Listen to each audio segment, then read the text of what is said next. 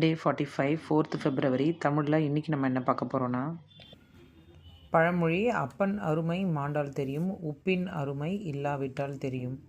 இப்படி ஒரு பழமொழி இருக்குது. நானும் இப்போ தான் ஃபஸ்ட் டைம் பார்க்குறேன். தந்தை உள்ளவரை எந்த கவலையும் இல்லாமல் அவரோட உழைப்பில் பிள்ளைங்க வந்து வாழ்வாங்க இல்லையா. ஆனால் அவர் இறந்த அப்புறமா பொறுப்புங்க வந்து பிள்ளைங்க மேலே விழுந்துடும். அப்போது தான் அப்பாவுடைய அருமை தெரியும். அதே மாதிரி தான் ஒரு உணவில் அதோட டேஸ்ட்டை என்ஹான்ஸ் பண்ணுறதுக்கு உப்பு யூஸ் பண்ணுறோம். அந்த உப்பு இல்லைன்னா அந்த உணவு சாப்பிடவே சப்புன்னு இருக்கும் இல்லையா. ஸோ உப்பில்லா பண்டம் குப்பையிலே அப்படின்னு சொல்கிறோம் இல்லையா. அதுவும் இதனால தான்.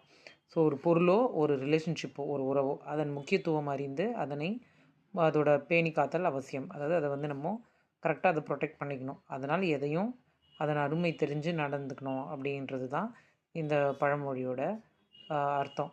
ஸோ எதுவுமே வந்துட்டு உப்பு தானே அப்படின்னு நம்ம ஜாஸ்தியாக போட்டாலும் அதை நம்ம சாப்பிட முடியாது இல்லையா. அதே மாதிரி உப்பு இல்லாமையும் நம்மளால் சாப்பிட முடியாது. ஸோ அது மாதிரி அப்பா இருக்கிறாரு அப்படின்னா அவர் வந்து நம்மளுக்காக கஷ்டப்பட்டு உழைக்கிறாரு, நம்ம ஃபேமிலியை பார்த்துக்கிறதுக்காக இருக்காருன்னா அவரோட அருமை தெரிஞ்சுக்கிட்டு அவருக்கு எதனா ஹெல்ப் பண்ணணும். நம்மளை படிக்க வைக்கிறாங்க அப்படின்னா பசங்க வந்துட்டு அப்பா எவ்வளோ கஷ்டப்பட்டு நம்மளை படிக்க வைக்கிறாருன்னு தெரிஞ்சுட்டு அதை வந்து எஃபெக்டிவாக யூஸ் பண்ணிக்கணும், ஒழுங்காக படிக்கணும். இதுக்காக தான் இந்த பழமொழி. திருக்குறள் 4வது அதிகாரம் அரண் வலியுறுத்தல்ல குறள் 35. அழுக்காறு அவா வெகுளி இன்னாச்சொல் நான்கும் இழுக்கா இயன்றது அறம். அழுக்காறு அவா வெகுளி இன்னாச்சொல் நான்கும் இழுக்கா இயன்றது அறம். அப்படின்னா பொறாமை, ஆசை, சினம், கடுஞ்சொல் ஆகிய இந்த 4 குற்றங்களும் இடம் கொடுக்காம அதை வந்து கரெக்டாக ஃபாலோ பண்ணுறது தான் வந்து எத்திக்ஸ், வர்ச்சு, அறம் அப்படின்னு சொல்கிறாரு.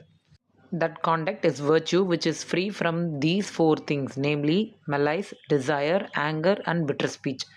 Malice-na பொறாமை, ஆசைன்னா desire, anger-na சினம், bitter speech கடுஞ்சொல். ஸோ இது எதுவுமே நம்ம ஃபாலோ பண்ணாமல் இருந்தோம்னா தான் எத்திக்ஸ்.